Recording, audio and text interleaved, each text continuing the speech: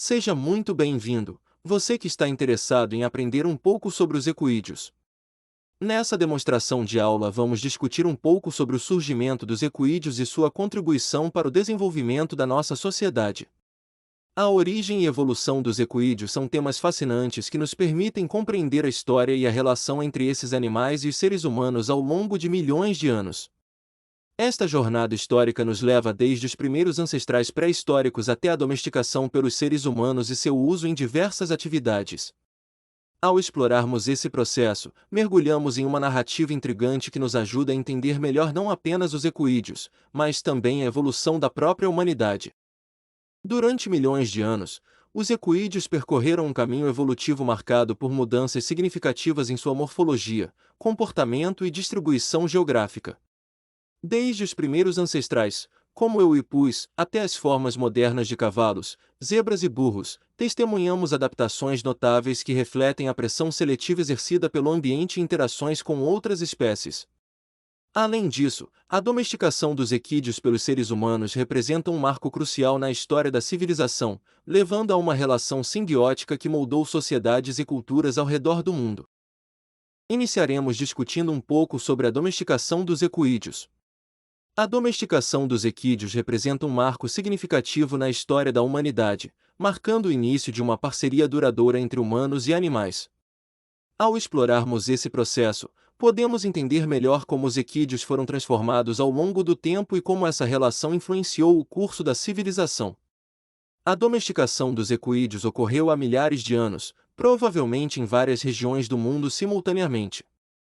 Os equídeos domesticados foram selecionados ao longo de gerações por características desejáveis, como docilidade, resistência e utilidade para diversas atividades humanas, incluindo transporte, agricultura e guerra.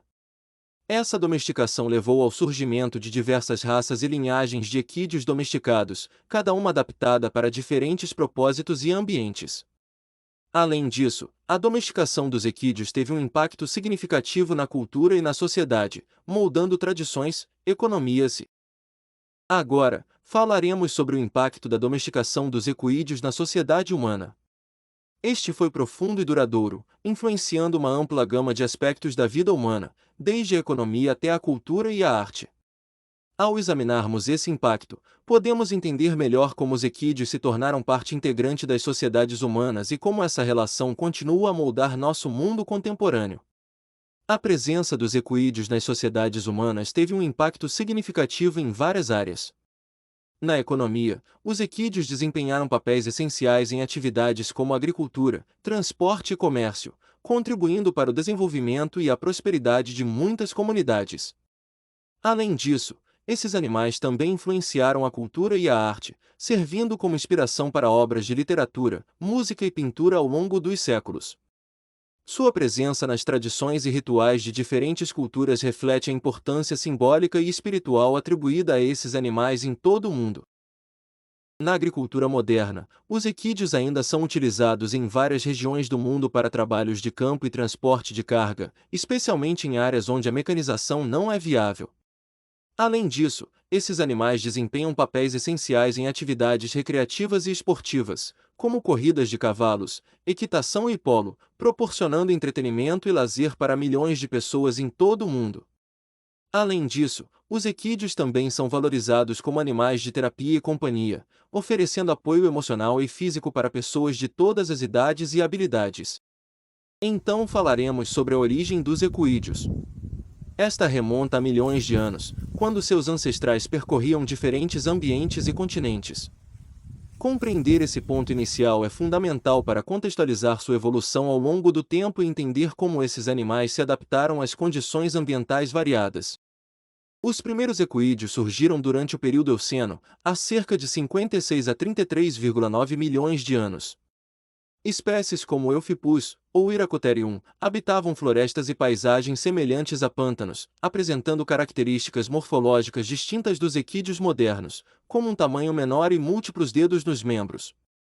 Ao longo dos milênios, esses ancestrais passaram por mudanças adaptativas que os levaram a desenvolver características mais semelhantes aos equídeos contemporâneos, como o aumento do tamanho corporal, o aprimoramento do sistema locomotor e a adaptação a ambientes mais abertos, como pradarias e savanas. Em relação à distribuição geográfica, os equídeos ancestrais oferecem insights valiosos sobre os ambientes em que esses animais habitavam e as pressões seletivas que moldaram sua evolução. Ao mapearmos suas áreas de ocorrência, podemos entender melhor como esses animais se espalharam pelo mundo ao longo do tempo e como suas populações responderam a mudanças ambientais e climáticas. Os equídeos ancestrais eram encontrados em diversas regiões do mundo, desde a América do Norte até a Europa e a Ásia.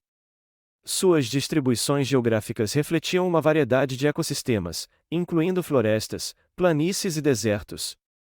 Essa diversidade de habitats contribuiu para a diferenciação das espécies e a adaptação de características específicas a cada ambiente.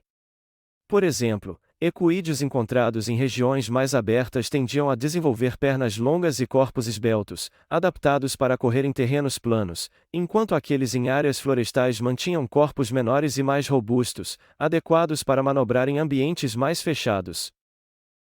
O processo evolutivo dos equídeos é uma história de adaptação e sobrevivência ao longo de milhões de anos. Desde seus primeiros ancestrais até as formas modernas, os equídeos passaram por uma série de mudanças morfológicas e comportamentais que os tornaram os animais impressionantes que conhecemos hoje. A evolução dos equídeos foi impulsionada por uma combinação de pressões seletivas, incluindo mudanças climáticas, competição por recursos e interações com outras espécies. Ao longo do tempo, esses animais desenvolveram características adaptativas, como membros mais longos e corpos esbeltos, que os tornavam mais eficientes em correr grandes distâncias e escapar de predadores. Além disso, a evolução da dentição dos equídeos, com a redução do número de dentes e o aumento do tamanho dos dentes molares, reflete mudanças na dieta e no ambiente alimentar ao longo dos milênios. Espécies como o Euphippus, também conhecido como Iracotherium, representam alguns dos primeiros equídeos que percorreram a Terra durante o período Eoceno. Esses animais apresentavam características distintas, como um tamanho pequeno, múltiplos dedos nos membros e dentição adaptada para uma dieta herbívora e hábito de ramoneador.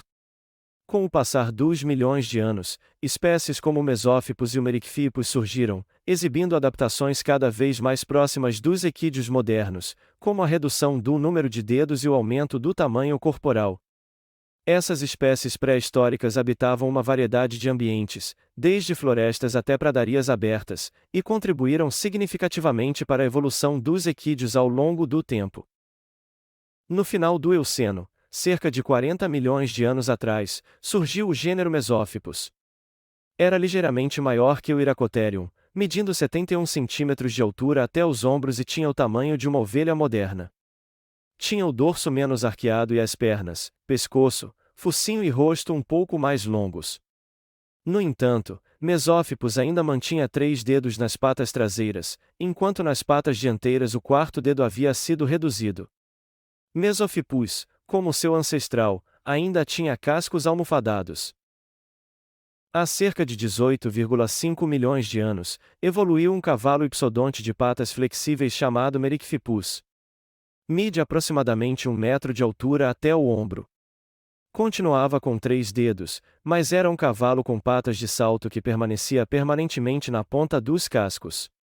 Os dedos laterais, embora presentes, tinham tamanhos variados, enquanto o dedo do meio era um pouco maior e tinha um casco grande e bem desenvolvido. Além disso, os ossos das patas estavam fundidos e seu tamanho havia sido reduzido para eliminar a rotação das patas. Outra transformação importante que ocorreu no Merycphippus foi o aumento da altura de seus dentes, já que ele se alimentava principalmente de grama. Foi o primeiro membro da linhagem dos cavalos herbívoros, marcando a evolução do cavalo ramoneador primitivo para o herbívoro moderno.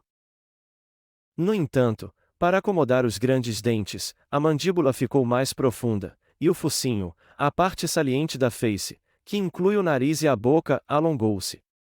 Isso deu ao Merycphippus uma aparência diferente. Após, cerca de 15 milhões de anos atrás, no final do Mioceno, surgiu o Pliophippus. Durante essa fase evolutiva, o Pliophippus passou por várias características distintivas em comparação com seus ancestrais anteriores, aproximando-se mais da forma moderna dos cavalos. Tinha uma altura de 1,2 a 1,4 metros até o ombro. Evoluiu para se tornar o primeiro cavalo de um único dedo. Como resultado, foi o precursor do cavalo atual, o Equus. A fase evolutiva do gênero Equus, gênero de todos os equídeos modernos, surgiu pela primeira vez cerca de 5 milhões de anos atrás. O primeiro Equus media 1,3 metros, tamanho de um pônei, tinha uma coluna vertebral rígida, pescoço e pernas longas, ossos das patas fundidos sem rotação, focinho longo, mandíbula profunda e flexível. O cérebro era um pouco maior do que o de seus ancestrais. O Equus logo se diversificou em várias espécies que coexistiram com outros cavalos. Equus, assim como o Pliófipos, tem um único dedo.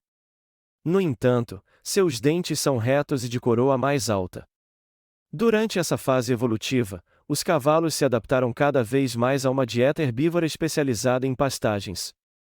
Seu sistema digestivo evoluiu para processar e extrair nutrientes da celulose das plantas fibrosas. Em resumo, os primeiros ancestrais pré-históricos até seus contemporâneos seguiram para o conhecimento e uso desses animais por sociedades humanas que inicialmente os domesticaram em toda a Ásia e Europa, o que demonstra que diversas culturas desses dois enormes continentes reconheceram e valorizaram bastante o cavalo, isto é, apreciaram as raças de cavalos às quais tiveram acesso suficiente para ver nelas seu potencial de uso futuro, o que levou à domesticação dos cavalos.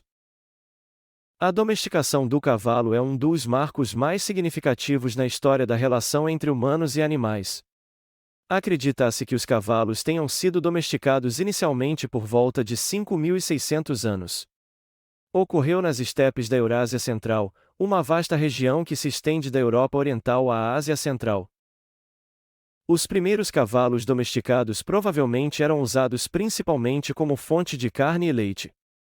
Com o tempo, no entanto, as pessoas começaram a reconhecer o valor dos cavalos como animais de carga e montaria.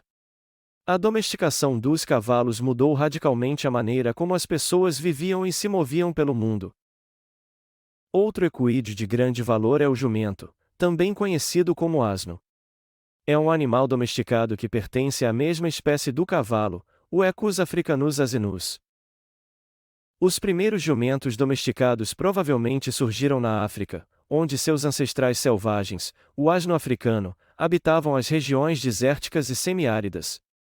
A domesticação desses animais ocorreu por volta de 4.000 a.C., com as primeiras evidências de sua presença sendo encontradas em pinturas rupestres e artefatos arqueológicos em regiões como o Egito e a Mesopotâmia.